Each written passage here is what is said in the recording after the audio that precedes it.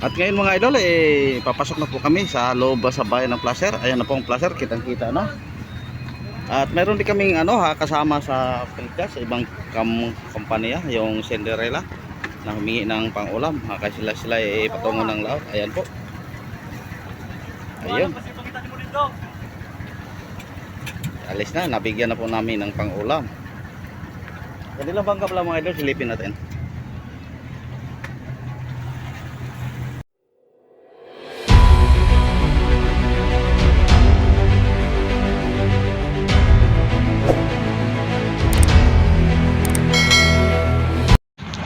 Ngayon mga idol, may dadaanan kaming payaw. Parang payaw yun doon sa tabi ng kawayan. Tapos mayroong mga bandera.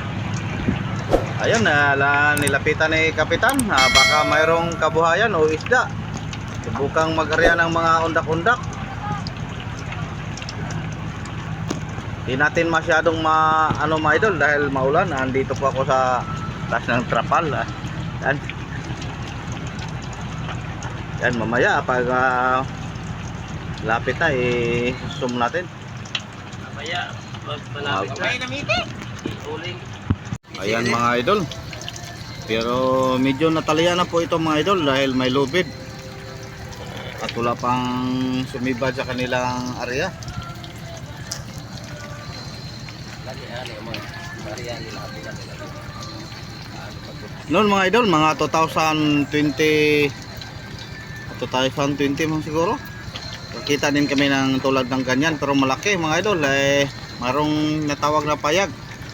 Ang daming kabuhayan, ang daming isda. Napostingan po namin ng 2 araw. Yan ngayon parang wala ata. Walang naggrada. Bayawan ng kalbasa. Hintayin lang natin mamaya mga idol. Baka andun pa sa distansya mga isda.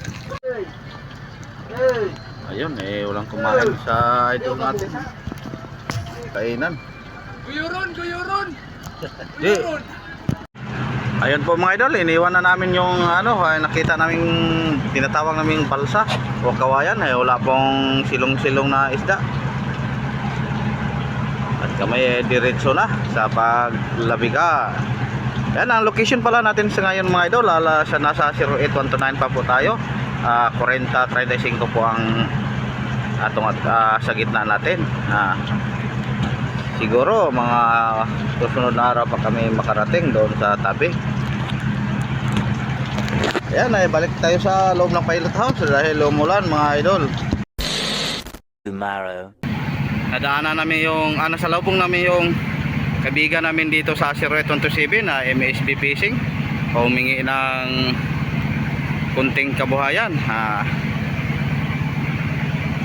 Ayan, nabigay na po namin. Ayan, ingat po kayo mga idol. Kami diretso na po pa uwi. Shout out sa inyong lahat. Kay Bunbun Bato at kay Dogs.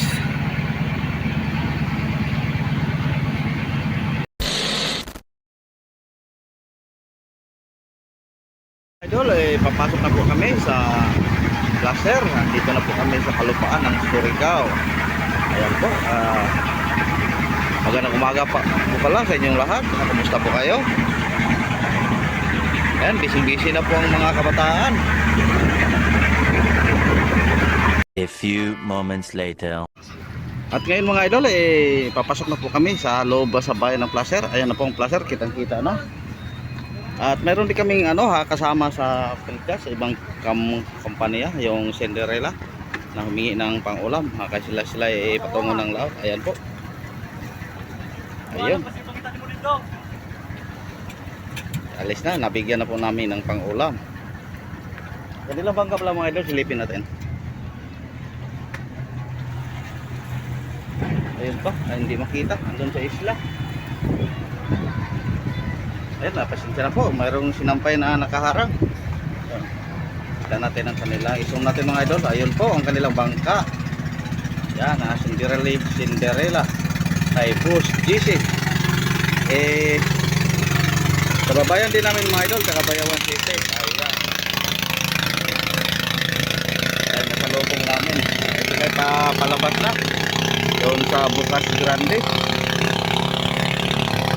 Papunta pala silang ng Ikiban na doon patungo pa sila sa Socorro. Ayan mga idol, update na naman tayo muli pag andun na tayo sa Bayan ng Placer. Magandang tanghali po sa inyong lahat.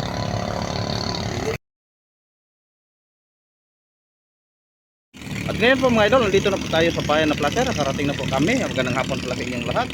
Ayan, kaninang bandang alas 2 po kami dumating dito. Pagdating namin dito mga idol, ang lakas ng ulan. Ayan, mayroon sa naman paparating. Pero kanilang tanghali mga idol, init. Sobrang init. Ang umaga naman ay umulan.